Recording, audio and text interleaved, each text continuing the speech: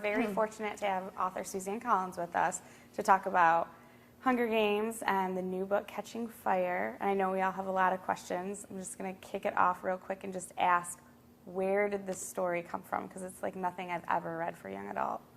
The actual moment when I got the idea for the Hunger Games, I was lying in bed late at night one night, and I was channel surfing. And I found myself going in between reality television programs and footage of the Iraq War. And these images sort of began to meld together in my mind in a very unsettling way. And that's when it sort of struck me, this idea for the games. And I thought, okay, if you take those and you combine them, what do you get? And the elements of it being life and death and competition, but then the elements of it also from the reality television program being a public entertainment, well, those are all the elements of a gladiator game. And when I was a child, I was obsessed with those old biblical gladiator movies, or even the non-biblical ones, but those big epic films like Spartacus and Demetrius and the Gladiators. And I loved the whole concept of working with that. And I was thinking, okay, what circumstance could possibly get them to the place that they would have to enter this awful Hunger Games? And that's when I went back to another of my childhood loves, which is the myth of Theseus. I was fanatical about Greek mythology when I was, some of you are nodding. I can tell you were also fanatical, and you have well-worn copies of like D'Aulaire's myths and things at home. And so I thought, that's what I'm going to do. I'm going to take the Theseus setup. And if you know the Hunger Games, you know that's exactly the setup. The Hunger Games are punishment for a war that happened 74 years ago during the Dark Days, where these 12 districts, or 13 at the time, rebelled against this central power called the capital, and they lost, and the Hunger Games were part of the surrender terms. And so every year, 2 kids, 1 girl and 1 boy, between the ages of 12 and 18, are chosen by lottery, which is how they choose it in the Theseus myth, to go, and they're called tributes, and Athens sending the children was meant to be a tribute to Crete. And they must compete in this gladiator fight to the death.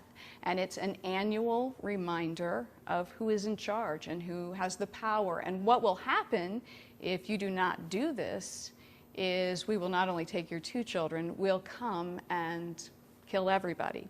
One of the questions that I was begged to ask at this from friends is, do you plan, or would you publish a map of the districts? People want to see the layout of the land and where is that. We can kind of guess. Yeah. They told you about 12 being in Appalachia and the capital being in the Rockies. Yes. And like, you know, but those are both large stretches, you know, of area.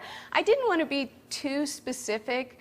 There are certain things that you will know as you read, like you will pick up that District 4 must be on a coast because they're a fishing district. You know, Katniss is somewhere in the coal belt of Appalachia. I didn't want to be too specific for the reader. Because for one reason, it puts you ahead of Katniss. I don't know that she has a very clear picture of the geography of the, you know, remains of North America.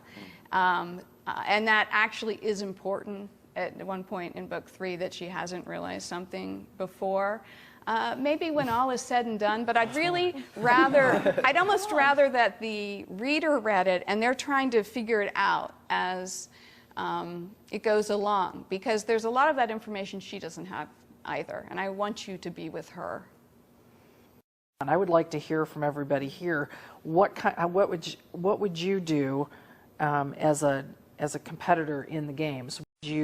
Would you have run to the cornucopia, or would you have taken off and looked for water? Would you have hidden? Would you have tried to be on attack? And would you make alliances with somebody that, in order to win the games, you'd end up having to take out later?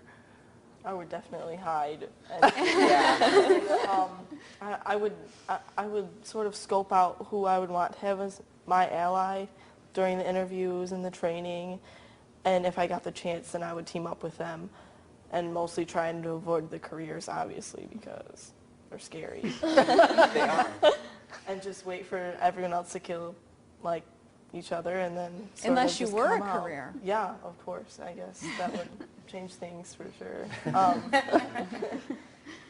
But yeah, I don't think I'd be able to make it though. So Count yourself out. Like on Scholastic.com, there's this game. Did you know about that? I played it. There's a game on Scholastic.com Yeah. where you play to see if you knew would win. I know. And I didn't win. And How far did you get? I did pretty well. I scored pretty well. But when it said I didn't win, I was like, what do you mean I didn't win? I made these up, and I'm the game maker. I should have won. And then, but then, you know, what was so interesting about it was then I thought, you know, I don't think I would win the Hunger Games, though. I know, I not wouldn't. really. You know, certainly not now. I would have stood a better chance at 16 when I was, you know, could run faster. But I thought, you know, maybe this is a very accurate game because I didn't win. I scored pretty high. Yeah.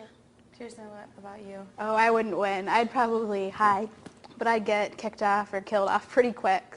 I know that for sure. Yeah, I think I would hide too. Yeah. When I was We're at, all hiders. when I was at camp, I won hide and seek. Oh, congratulations. So because of that, I think that's probably the best skill I have. That's Hiding. So I would go with that until somebody picked me off. yes. I know. What about you? What would you do? I know personally I'd hide, but I'd scope out. We're all hiding. I know, but I'd look for people like during the competition, like skills that would let you survive. Like again, I'd look for someone who could make traps, or who knows where to find water, and like particularly from those districts. Like District 11, they're good at finding food, so make an alliance with 11. And then like with 3, like they weren't careers. Would you consider District 3 to be career tributes? No.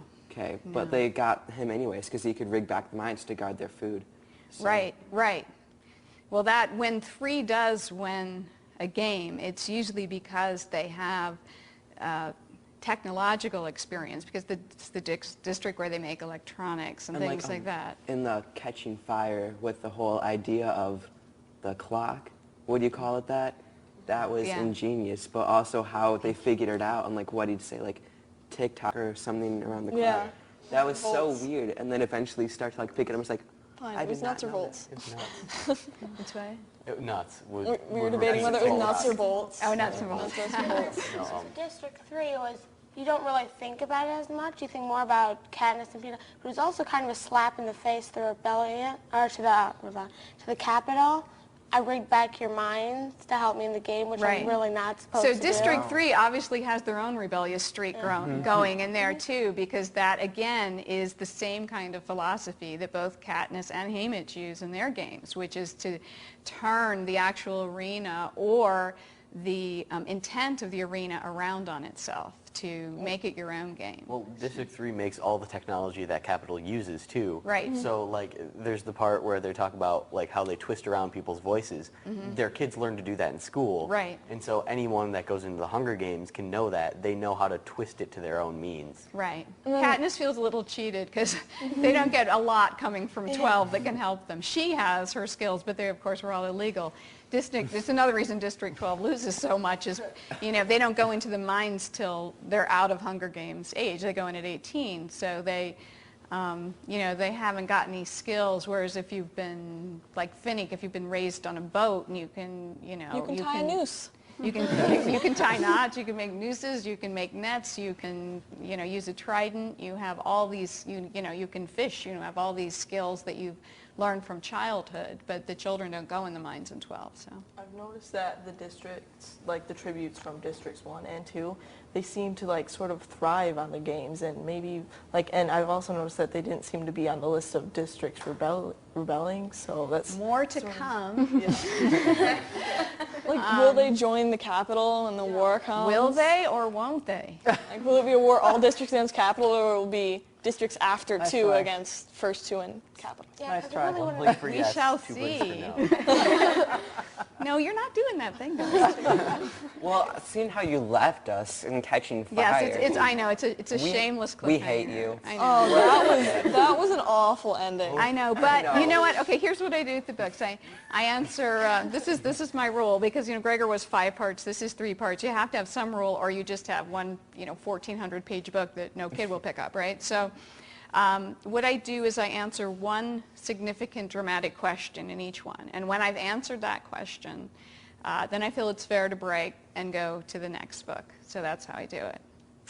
So One had been answered in Catching Fire, and so, and I think it is, but it is, yes. I mean, I love cliffhangers, both in television and in books, and so I know it's extreme, it's unfair. It is. You have every right to hate me. Thank you. I thought there were missing pages in the back of my book. I was like, wait, there's got to be more. Oh no. Oh no, it's like The Sopranos, where people are like, did my TV die? What happened? Okay, I'm done hating you now. Thank you. I was just wondering, what was everyone's favorite of the 2, Hunger Games, Catching Fire?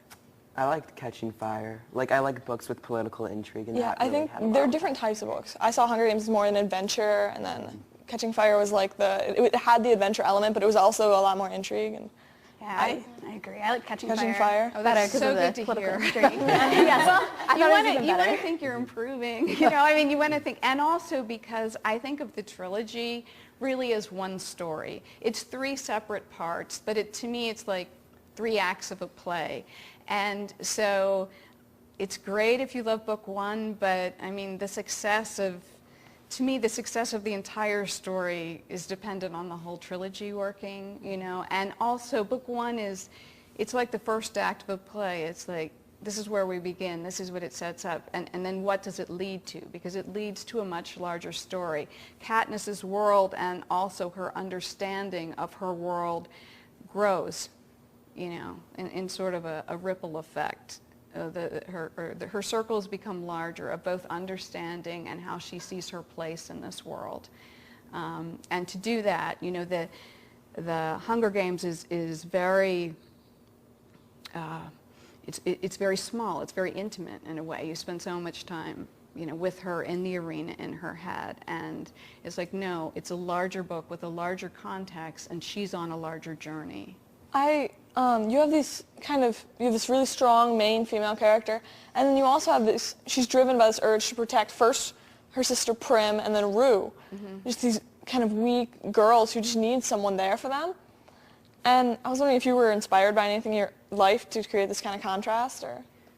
I guess I feel that there is a responsibility in the world at large for people who are stronger and more powerful to look after those who cannot. And, Prim and Rue are 12 years old. They're children. They're very young children. And Katniss has that kind of strength and is able to do that. And so that's really, and in the Underland Chronicles, Gregor was that way as well. He was very defensive of characters that were not strong enough to defend themselves. And I think that's a very powerful and admirable character trait. How much do you think natural selection or survival of the fittest plays into that, into the games and then also the districts? Definitely it plays into them, because the weak do usually, they go first. They go first in the games, and they go first in the districts, because there are people in her district that she sees who have starved to death on the street that haven't been able to get enough food to stay alive. And then, of course, once you're in the arena, the kids that are weaker, smaller, not skilled with weapons, not able to feed themselves, definitely get taken out first. But there are other things. It's not always the huge, powerful, strongest person who's best with the sword who wins. There are other qualities that come into play, and some of them are resourcefulness, like with the food, and some of them are just smarts and being able to figure out what's going on. But it's interesting that in Katniss's case, her trump card ultimately in key situations is almost always compassion. It's that she felt compassion for a character who was weaker than her, and later someone else gave her a break because of it. It's compassion that she, doesn't want to take out her district partner, and is willing, in fact, to do things that greatly endanger her life in order to save him. And these are the qualities that end up affecting other players in the ring and the audience, and certainly are the qualities that end up affecting Panem as a whole. These are what people are responding to. These are where the seeds of the rebellion are planted, not because she's a good shot with an arrow, but because she has a heart. Before the whole game started, it kind of softened the reader up and the character up for what's going to happen in the brutal, bloody games, but she gets to wear beautiful costumes. Right. Eats food that makes the banana I had for breakfast look really weak. Right. It really, at first I was like, oh, it's very soft, and maybe they won't put her in after. No, it was it's not all at all. part of the entertainment, and you get sort of, that's, the contradiction. You get seduced into this world. She gets there and she's, made over and dressed in these beautiful clothes, and then there's this great, spectacle of the chariot rides with all these beautiful young victors going through the streets. We have all these things that seem like we're in this really fun games, things you see in reality TV programs, or even at the Olympics when they do the early interviews where they give you the biographies or the interviews with the athletes and whatnot. You have all this stuff that's suggesting this is wonderful, it's great, it's the Hunger Games, hooray! And then boom, there they are in the arena. Now, if you're the audience in the Capitol, for instance, it's just, oh, and now they're in the arena. If you're in the arena, it feels different, No, you try to stay alive. But that's, again, the idea of violence as a form of entertainment, and where do we draw the line, and where do we recognize it? I mean, one of the things that concerns me, and it goes back to that moment of inspiration where I'm clicking between the reality television programming and the Iraq War, is we see so many images coming at us on television, over the internet, on your BlackBerry, whatever. You see so many images that, do they all begin to have a sameness to them? Are you really distinguishing between the different things that you see on different channels? Are you really distinguishing if you're flipping through quickly? And I worry more about younger people, although maybe I shouldn't. Maybe it's equal for all of us.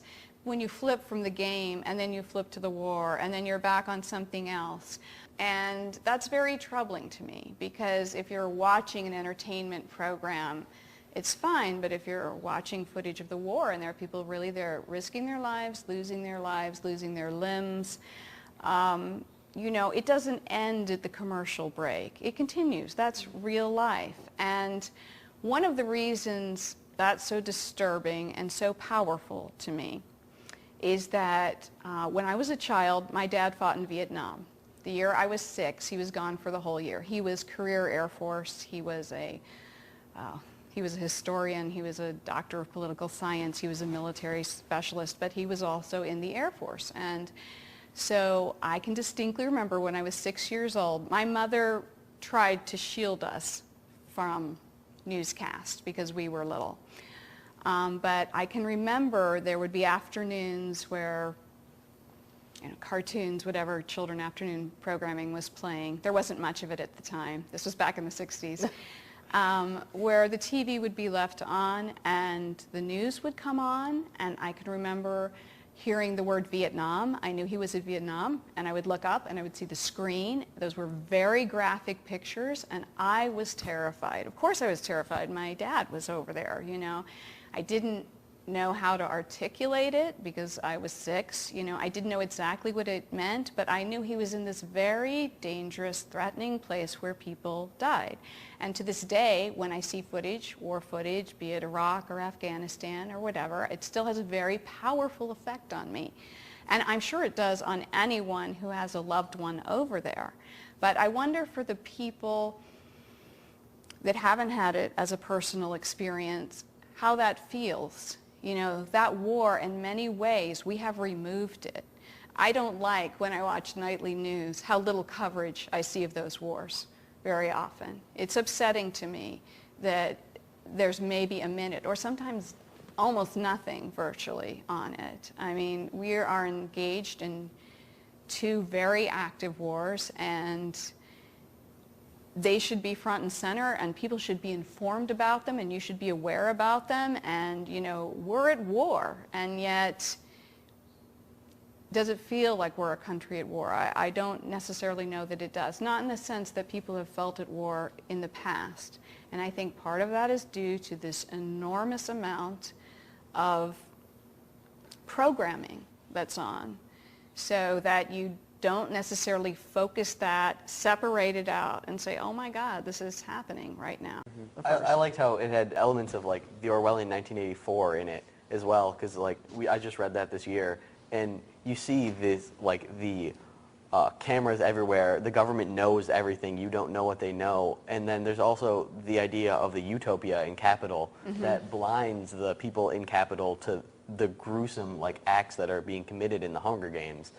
But like that was pretty cool. And then because you can see that build up, like the unrest that's starting to build, like in 1984, the main character, he sees that unrest, and it's a lot like that with Katniss. She's beginning to get that worldview, like what's going on everywhere else. Right. But because the government wants to shelter everyone off to control it. And what's very much like the same thing, she experiences very much the same thing that Winston does in 1984, which I love and have read a million times, in that the government has no interest in her knowing the truth about anything.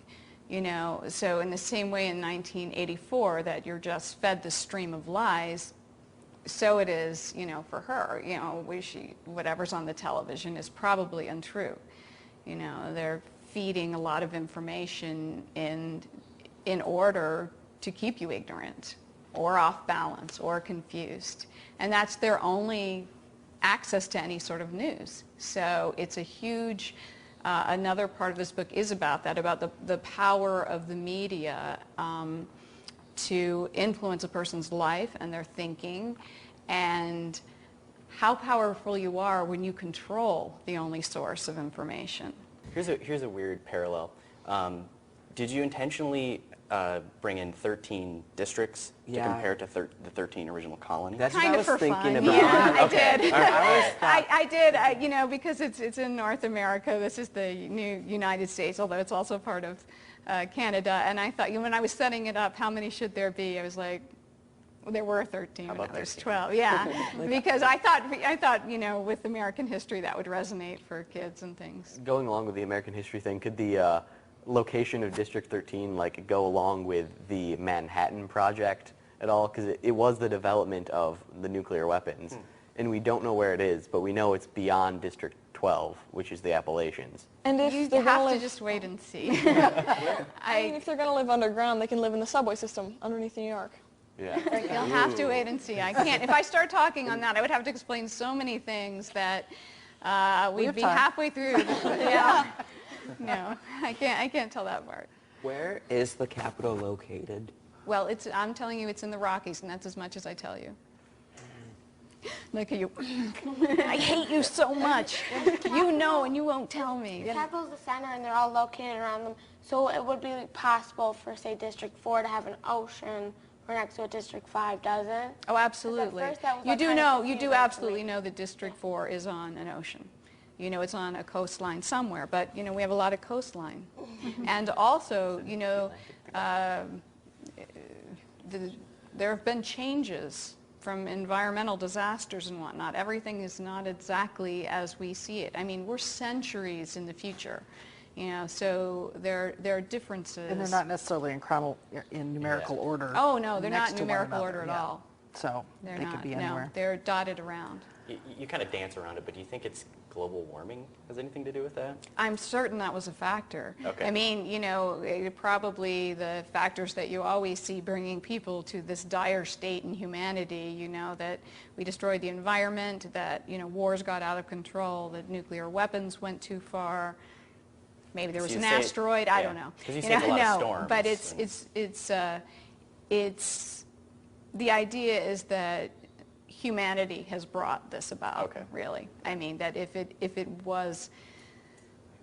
there were climate factors that were that destructive, they were brought about through human action. Okay. You talk in the first book about explaining the past arenas and how they are now historic resorts. sites that people go and vacation visit, resorts, yeah. where they go and take pictures and have picnics and such. How do you feel about this is where he died. U.S. battlefields that people That go is to? such a loaded question for me. I thought we would get to it at some point. I was telling you about my dad, that he was career Air Force, he was a military specialist, he was a doctor of political science, and he knew he was a historian. When I was a child, now I don't know if this went on before he went to Vietnam, but he came back, he went the year I was 6. I do remember being at parade grounds and battlefields even earlier than that. But after he got back, and this may have been going on before and I don't remember that much about it, my father's, I had a lifetime of homeschooling and war, essentially. When we went on vacations, we were very often going to battlefields or war sites, monuments. And to go to a battlefield with my father was not to go look at a field and get a postcard. It was to go and then hear the entire history of every battle that played out in that war. And often, if we were, part of the time we lived over in Europe, he was stationed over there. It was just heaven for him because there had been, it was just thousands of years of warfare that had happened anywhere you looked, So we were constantly being educated about different types of war throughout history. It was very, very important to him that we understood about war, and not in a superficial way, in the most complex way that he could get across to us from a very early age. And I think part of that was who he was, because he did teach and he was a historian, and I think part of it was his experience of having been through a war, and it being very important for us to distinguish ultimately the difference between a war that was necessary and one that was not, and why wars were fought, and when you could make that huge choice, which would have ultimately such catastrophic effects, when it was valid to do that and when it was not. And so yes, battlefields. I went there on vacation, many of them.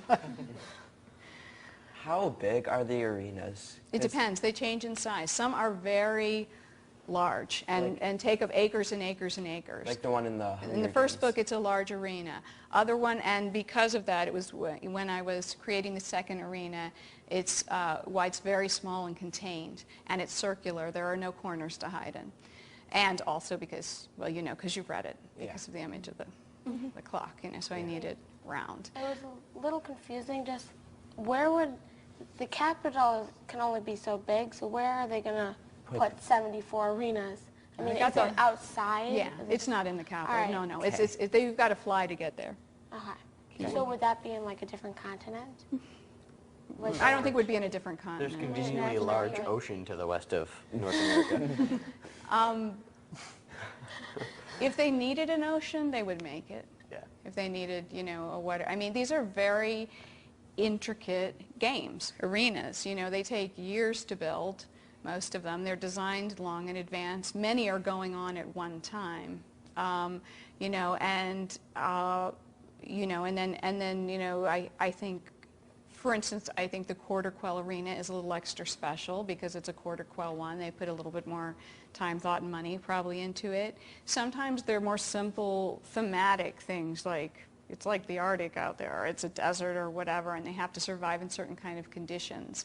And then sometimes they are more complicated, not just that anything can jump out at you at any time, but you have to think, like in the Quarter Quell, in that arena, that's an arena you have to figure out. You know what I mean? It's a game within the game, is whether or not you can understand why certain things are triggering at certain times of the day. Just with the arenas, there was a really powerful line right when she gets into the second arena, and she looks around and there's like water everywhere, and she says, "This is no place for a girl on fire." Right. I just love the line. Right. Well, she's actually a girl on fire who can swim, though, so that's good. We possibly talk about Gale and Peeta. Yeah, Team Gale and Team Peeta. I don't know, it just seems that Gale had to like sit and watch while his best friend was like swept off her feet by this guy, kind of. And he had to like he proposed to her, so they're gonna get married, and she's pretending to be pregnant, and it just must have like blew him away, and like, and we haven't really seen that much character development yet on Gale.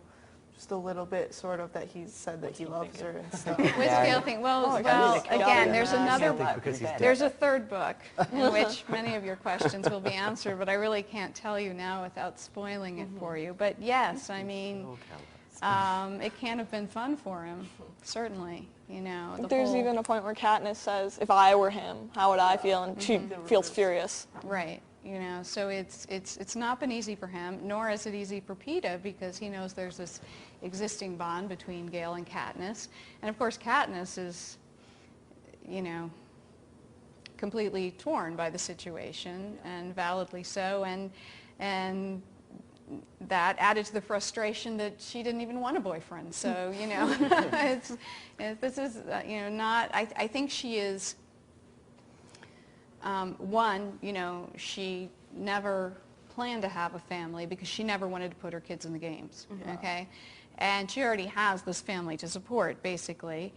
The other thing about her is that, you know, sometimes are like people go, oh, she should go with him, she should go with him. Yeah, she's only 16 years old. You know, she does not know her emotional heart yet. She's very young. Some people have, you know, fallen madly in love at 16. You know, Romeo and Juliet did, and they were even younger. But Katniss has not yet. And this is territory in which I'd like to think that this story is a tad bit happier than Romeo and Juliet. Please, no double suicide at the end of the third book. Please. There's a, you know, There's a they're third both book coming. they're both kind of downers in their own way. I mean, you know, but she's young, and this is new ground. She is not someone who has even, you know, cracked the window on that portion of her life, and then she's thrown into this, you know, fake romance that becomes complicated for her, and then makes her think about this boy back home in a different way for the first time, and so she's very confused by it. She's not. She's not playing them. You know what I mean? She'd really just like it to go back to how it used to be, but that's not going to happen. And of course, the Capitol keeps forcing her in this one direction. So, as a reader, I'm thinking, Katniss, how can you be so stupid? Don't you realize this boy loves you? And Peeta loves you, and yet, you know, when Peeta says, Haymitch said you'd take a lot of convincing, you know, she isn't at that place to. Plus, there's all the twists of whether or not he is, you know, she's thinking he's playing for survival, and how do you trust somebody when you're placed in this situation? Yeah. The fact that, say, both Gale and Peeta might genuinely be madly in love with her, her realization of that does not simplify anything for her. I hear that there's a movie in the works. Can you tell us anything more about that? Yes, this past spring we sold the movie rights to Lionsgate with Nina Jacobson of Color Force as the producer, and I'm very excited about it, about working with them. I think they're going to be an excellent fit for the material. I am engaged as the screenwriter for at least the first couple of drafts. I'm not going to be starting that for several months. I need to finish writing the third book. Yes. I think everyone agrees with that. We're not going to push you.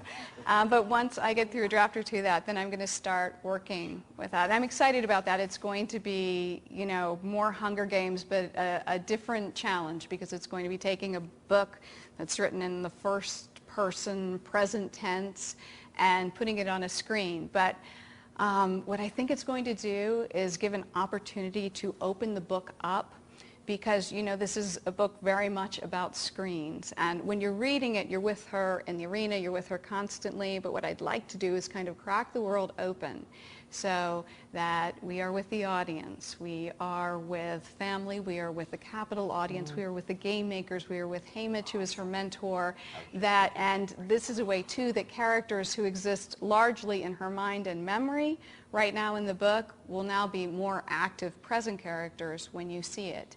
And the other thing I'm excited about is that, a lot of the book deals with our response to watching things on a screen, how it's affecting us, the amount of voyeurism, the kind of things that we are beginning to consider as entertainment. And if we can put this story on the screen, hopefully you as a member of a theater audience are going to feel even more like you're a member of the Hunger Game audience. And that's something that's suggested in the book, but I think until you're actually in your seat watching it, you won't have the total experience. So I'm very excited about that possibility. Are you going to have any say on who plays Katniss or Peeta or Gale? I think they asked me who I think, but I won't have control if that's what you're asking about. You don't. When you sell your book rights to a studio or whatnot, they have that. But in the preliminary talks, I think we all seemed on the same page about the elements that were very important to me. And after that, everybody crosses their fingers and hopes for the best, and we'll see how it goes. Well, thank you so much. We really enjoyed talking with you about Hunger Games and Catching Fire. Cannot wait for the third book now. I just want to thank everybody for participating today, and thank you, Suzanne Collins, for being here. Thank you guys for coming. You were great.